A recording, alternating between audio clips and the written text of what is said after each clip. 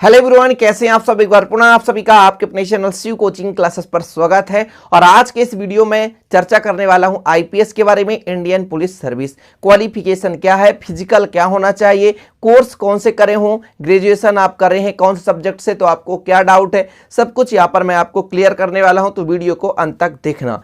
तो सबसे पहले प्यारे भाइयों, आईपीएस है क्या, तो इसका पूरा नाम है इंडियन पुलिस सर्विस। मतलब एक प्रशासनिक अधिकारी आप बनने जा रहे हैं इंडियन पुलिस सर्विस के थ्रू। इसके आधार पर कौन कौन से स्टूडेंट आपको रैंक मिल जाएंगे, जैसे आईपीएस के आधार पर ASP, DSP, SP, SSP, IG, DIG, DGP, ऐसे आपको जो है रैंक मिलेंगे आईपीएस के आधार पर। सबसे ज्यादा परेशानी ये होता है कि क्या आईपीएस का अलग से एंट्रेंस एग्जाम होता है। तो प्यारे भाइयों, जैसे आप यूपीएससी मतलब यूनियन पब्लिक सर्विस कमीशन है ना, भारत का एक संघ है जिसके आधार पर यूपीएससी का पेपर कंडक्ट कराया जाता है। सबसे पहली बात, आईएएस और आईपीएस में सिर्फ अंतर इतना हो जाता है कि आईएएस के लिए एक टेस्ट कम देना पड़ता है, वो टेस्ट कौन सा है, फिजिकल। आईपीएस के लिए फिजिकल टेस्ट बढ़ जाता है। रैंक के आधार पर पहले उच्च रैंक वालों को आईएएस का पद दिया जाता है, वहीं थोड़ा सा उसके नीचे वाले रैंक को आईपीएस का पद दिया जाता है। अब आपके मन में एक सबसे बड़ा डाउट, क्या सर हम अच्छा टॉपर बन गए मतलब यूपीएससी के एग्जाम में, तो क्या हम आईपीएस नहीं बन सकते? ऐसा नहीं है। आपके अच्छे अंक हैं, आप नीचे वाले जो भी पोस्ट चूज करोगे आपको मिलेगा, लेकिन आपके कम अंक हैं और अधिक अंक वाले पोस्ट को चूज करोगे तो फिर आपको नहीं मिलेगा। मतलब यदि आप आईएएस के लेवल का आपने नंबर लाया है, आपका जो फाइनल कट ऑफ है आईएएस लेवल का आ रहा है, लेकिन आप आईपीएस सेलेक्ट करेंगे तो आपको आईपीएस मिल जाएगा, मतलब आईपीएस के पद मिल जाएंगे। लेकिन आप आईपीएस के कट ऑफ में हैं और आईएएस का चाहे तो फिर ऐसा नहीं हो सकता। क्लियर, आईपीएस के बारे में थोड़ा बहुत जानकारी हुआ। अब इसमें क्वालिफिकेशन की बात करते हैं। क्वालिफिकेशन मतलब आपके पास शिक्षा क्या होना चाहिए, शिक्षा का स्तर क्या होना चाहिए। तो प्यारे भाइयों, आप किसी भी यूनिवर्सिटी से, किसी भी कॉलेज से है ना, ग्रेजुएशन आपका कंप्लीट होना चाहिए। जैसे बीबीए, बीसीए, बीएससी है ना, आपका हो जाता है। एमबीबीएस का भी एक स्नातक होता है प्यारे भाइयों। बीएससी नर्सिंग, ये भी स्नातक ही होता है। इसके साथ साथ आप बीएससी भी किए हों है ना, और बीएससी ऑनर्स भी किए हों, ठीक है। तो यदि आपके पास ग्रेजुएशन हो, बीए हो आपके पास, या कि आप बीटेक किए हों, समझ रहे ना, या कि आप मान लीजिए आईआईटी किए हों, तो ये सब ग्रेजुएशन के अंतर्गत आते हैं। तो आप किसी भी सब्जेक्ट से ग्रेजुएट हो, ये मायने नहीं रखता, ठीक है। क्वालिफिकेशन आपका ग्रेजुएशन होना चाहिए, मिनिमम 50% टू 60 होना चाहिए। क्लियर, तो क्वालिफिकेशन भी कंप्लीट। अब कौन से बच्चे दे सकते हैं, इस पे आपको डाउट क्लियर। अब बात करते हैं एज लिमिट की, कि बच्चे कितने साल तक एज लिमिट के आधार पर भैया होता है। ऐसा नहीं है कि आप 55 साल तक देते रहो। तो यदि मैं जनरल की बात करूं, जनरल ओबीसी और एसटीएससी आपको पता होगा, तो जनरल का कट ऑफ होता है प्यारे भाइयों, मतलब सॉरी अभी एज लिमिट की बात कर रहे हैं, तो जनरल का एज लिमिट होता है 32, ओबीसी का होता है कितना 35, और आपका एसटी/एससी का तो लगभग प्यारे भाइयों 40 प्लस रहता है, 40 तक रहता है, ठीक है। ये हो गया उनका एज लिमिट, मतलब एज है। फिर विकलांगता के आधार पर कुछ छूट दिया जाता है, वो अलग है, जम्मू कश्मीर के लिए वो अलग है। अटेम्प्ट की बात करें तो जनरल वाले 6 अटेम्प्ट दे सकते हैं एंट्रेंस एग्जाम, मतलब 6 बार ही आप 6 बार में क्वालिफाई कर लिए तो ठीक, और यदि 6 बार में क्वालिफाई नहीं किए तो फिर आप योग्य नहीं माने जाओगे। मिनिमम एज आपका 21 साल होना चाहिए। अब ये प्यारे भाइयों, जैसे आप यूपीएससी का एंट्रेंस एग्जाम देने के लिए फॉर्म भर रहे हैं, उस टाइम पे आपका ग्रेजुएशन होना चाहिए, या कि आप ग्रेजुएशन के लास्ट ईयर में या लास्ट सेम में हैं, तब पर भी आप बैठ सकते हैं, ठीक है। तो मैं आपको अटेम्प्ट बताता हूं आप कितने बार दे सकते हैं। तो 6 बार यदि आप किसमें है, जनरल कैटेगरी में आ रहे हैं तो 6 बार, ओबीसी कैटेगरी में आ रहे हैं तो 9 बार, और एसटी/एससी में कोई है ना आपका लिमिट नहीं है, आप एज तक दे सकते हो, कोई दिक्कत नहीं। अभी तक ऐसा उनका नहीं कहा गया है कि इतने अटेम्प्ट होना चाहिए, लेकिन जनरल और ओबीसी के लिए फिक्स है 6 और 9। ओके, इतना क्लियर हो गया प्यारे भाइयों। ये भी आपको पता हो गया कि ग्रेजुएशन के साथ भी आप इसका एंट्रेंस एग्जाम दे सकते हैं।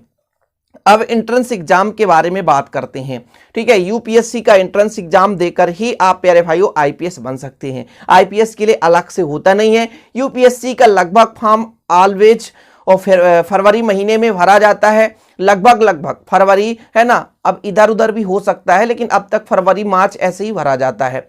इसके लिए आपको ऑनलाइन आवेदन करना होगा। ऑनलाइन आवेदन के बाद आपका प्रीलिम्स होता है, प्रीलिम्स के बाद मेंस एग्जाम होता है, मेंस के बाद आपका इंटरव्यू होता है, इसके बाद आईपीएस बनने के लिए फिजिकल होता है। ठीक है, तो मेंस में तो आपका क्या, ये प्रीलिम्स में आपको कितना पेपर देना पड़ेगा? 2 पेपर देना पड़ेगा। 2 पेपर कौन कौन से होंगे प्यारे भाइयों? तो 200 अंक के पेपर होंगे। एक पेपर में 100 क्वेश्चन आएगा, जो कि जीके जीएस क्वेश्चन रहता है, उसमें ऑल सब्जेक्ट का जीके रहता है, करंट अफेयर्स मैक्सिमम रहता है ना, भूगोल, हिस्ट्री, इकोनॉमिक, एथिक्स, सारी सब्जेक्ट वहां पर, है ना, विविध आपका सब, इंडियन ज्योग्राफी, सब कुछ वहां पर आपको एक सब्जेक्ट में देखने को मिलेगा। दूसरा जो सब्जेक्ट होता है वो क्वालिफाइंग नंबर होता है, मतलब उसमें आप पास हो जाएं बस हो गया। 33% से 80 मतलब क्वेश्चन रहते हैं उसमें लगभग। उसमें आपका तार्किक क्वेश्चन रहेगा, रीजनिंग टाइप का क्वेश्चन रहेगा, मैथमेटिक्स से का क्वेश्चन रहेंगे। ठीक है, वो तार्किक संबंधी आपकी कौशल विकास के आधार पर क्वेश्चन दिया जाएगा। तो ये हो गया आपका प्रीलिम्स। प्रीलिम्स में प्यारे भाइयों जो कट ऑफ बनता है वो मेन पेपर, जो फर्स्ट पेपर होता है 200 अंक का, उसके आधार पर एक तो क्वालिफाइंग है, आप क्वालिफाई कर जाएं कोई दिक्कत नहीं है, लेकिन हाँ क्वालिफाई होना चाहिए, तभी उसमें कट ऑफ में आप आओगे। आपका कट ऑफ बन जाएगा। इसके बाद आपका कट ऑफ, जैसे मान लीजिए कि 1000 पोस्ट है, और 1000 पोस्ट के लिए प्यारे भाइयों कितने बच्चे अप्लाई करेंगे? लगभग 15 लाख बच्चे अप्लाई करेंगे। 15 लाख बच्चों में से 10 लाख बच्चों को प्रीलिम्स से ही बाहर कर दिया जाता है, मतलब कट ऑफ से अलग कर दिया जाता है, जिससे वो बच्चे मेंस में भाग नहीं ले पाते। फिर जो बच्चे बचते हैं तो उनको मेंस में बुलाया जाता है। मेंस में क्या होता है प्यारे भाइयों? मेंस में आपके पास टोटल 9 सब्जेक्ट होते हैं। 9 सब्जेक्ट में से प्यारे भाइयों 2 सब्जेक्ट तो आपका ऐसा रहता है जिसमें आपको पासिंग मार्क्स लाना पड़ता है, आप पास हो जाएं। वो 2 सब्जेक्ट कौन कौन से, 2 पेपर कौन कौन से हैं प्यारे भाइयों? तो एक आपका इंग्लिश सब्जेक्ट रहता है एक पेपर में, जो कि आपको वहाँ पे पासिंग मार्क्स लेना है, और एक सब्जेक्ट जो भी आप चूज कर सकते हैं। जैसे मान लीजिए लैंग्वेज की बात कर रहा हूँ, ये लैंग्वेज के पेपर होते हैं, एक इंग्लिश लैंग्वेज हो गया, और एक जो भी आप हिंदी, इंग्लिश, उर्दू, है ना, कन्नड़, जो संविधान में मान्यता प्राप्त हो, उसमें से एक भाषा आप चूज कर सकते हो। तो 2 पेपर तो ऐसे ही हुए प्यारे भाइयों, जिनका कोई भी आपके फाइनल कट ऑफ में काउंटिंग नहीं होगा। मेन 7 पेपर होता है, इंटरव्यू होता है, उसी से कट ऑफ बनता है। तो 7 पेपर में प्यारे भाइयों, 7 पेपर में क्या क्या होता है? तो 1 से 5 तक तो मान लीजिए जीके जीएस के रहते हैं, जैसे किसी में भूगोल, किसी में पॉलिटिक्स, किसी में एथिक्स। एक तो ऐसे का होता है, फर्स्ट पेपर ऐसे का होता है, 2 ऐसे लिखना रहता है। तो इस तरह 5, और 2 जो पेपर होते हैं उसमें ऑप्शनल रहता है। ऑप्शनल का मतलब क्या होता है प्यारे भाइयों? आप कोई मुख्य भाषा, मतलब मुख्य सब्जेक्ट चूज कर सकते हो। जैसे आप एथिक्स ले लो, सोशियोलॉजी ले लो, है ना, मतलब आप ज्योग्राफी ले लो, है ना, और प्यारे भाइयों एंशिएंट हिस्ट्री ले लो, है ना, फिजिक्स ले लो, केमिस्ट्री ले लो, बायोलॉजी ले लो। जो सब्जेक्ट आपको चूज करना हो, तो वहाँ पे 2 सब्जेक्ट ऑप्शनल होता है। तो टोटल आपको 9 पेपर मेंस में देना पड़ेगा, 2 आपका रहेगा पासिंग मार्क्स। 7 पेपर में से आपका कट ऑफ बनेगा, साथ में फिर आपको इंटरव्यू के लिए बुलाया जाएगा। लगभग 3 गुना से ज़्यादा ही इंटरव्यू में बुलाया जाता है।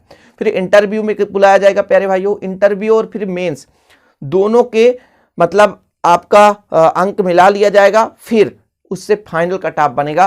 फाइनल कट ऑफ में प्यारे भाइयों जैसे आईएएस रैंक का जो पद होता है वो ऊंचे नंबर, मतलब पहले जो कट ऑफ में पहले आते हैं, तो जैसे मान लीजिए 200 पोस्ट आईएएस ऑफिसर के लिए है, तो 200 अंक तक कट ऑफ गिरेगा वो आईएएस ऑफिसर के लिए। इसके बाद बनता है आईपीएस के लिए। यूपीएससी एग्जाम में 2nd रैंक में आईपीएस आपको मिलता है। अब यदि आप चाहोगे कि हमें आईपीएस ही बनना है, इंडियन पुलिस सर्विस पे ही जाना, हमें इंडियन एडमिनिस्ट्रेशन सर्विस में नहीं जाना है प्यारे भाइयों, तो आपको चिंता करने की जरूरत नहीं है। आप यदि अच्छे रैंक ला रहे हैं तो आप आईपीएस अधिकारी बन सकते हैं। साथ में प्यारे भाइयों फिजिकल, यहाँ पर जैसे आप सिलेक्ट कर लिए कि आप आईपीएस बनना चाहते हैं, तो आपको फिजिकल पे भी ध्यान रखना पड़ेगा कि आपका कम से कम, यदि आप मान लीजिए पुरुष हैं तो 165 आपका हाइट होना चाहिए, और प्यारे भाई वहीं 5 सेंटीमीटर कम, है ना, क्या होता है कि गर्ल्स के लिए होता है, लड़कियों के लिए होता है। और यदि बात करें प्यारे भाइयों एसटी एससी ओबीसी में तो कुछ छूट रहता है, बाकी आईपीएस में ज़्यादा छूट नहीं रहता। वहीं पे सीना भी देखा जाए तो 84 सेंटीमीटर होना चाहिए, 79 लगभग लड़कियों का होना चाहिए। तो चेस्ट और हाइट इतना थोड़ा सा ध्यान दें, तभी आप आईपीएस के लिए कर सकते हैं। यदि आपकी हाइट 160 है या छोटे हैं तो फिर आईपीएस अधिकारी नहीं बन सकते। हाँ, आईएएस के लिए कोई हाइट की आवश्यकता नहीं होती। वहाँ पर भी आई का परीक्षण भी किया जाता है, आँख का परीक्षण किया जाता है, तो उसमें कोई दिक्कत नहीं प्यारे भाइयों। तो इस प्रकार से आईएएस की संपूर्ण जानकारी हो गया। यूपीएससी कंडक्ट कराता है, जो कि भारत का सबसे, है ना, क्या है प्यारे भाई, कठिनतम पेपरों में से एक है। मतलब सबसे कठिन एग्जाम क्या होता है, यूपीएससी क्वालिफाई करना। तो कह देना आसान है लेकिन इतना भी छोटा नहीं है, लेकिन आप भी किसी से कम नहीं है। आप करना चाहते हैं तो दुनिया का कोई भी एग्जाम क्रैक कर लोगे, क्योंकि हर बच्चा अपने अंदर के टैलेंट को पहचान पाता है और हर बच्चे के पास क्षमता होती है करने के लिए। तो प्यारे भाइयों, यदि आप कोई भी एंट्रेंस एग्जाम देना चाहते हैं, किसका डिटेल जानकारी चाहिए, आप कमेंट बॉक्स में बताना, मैं आपके लिए संपूर्ण उसका डिटेल बताऊंगा।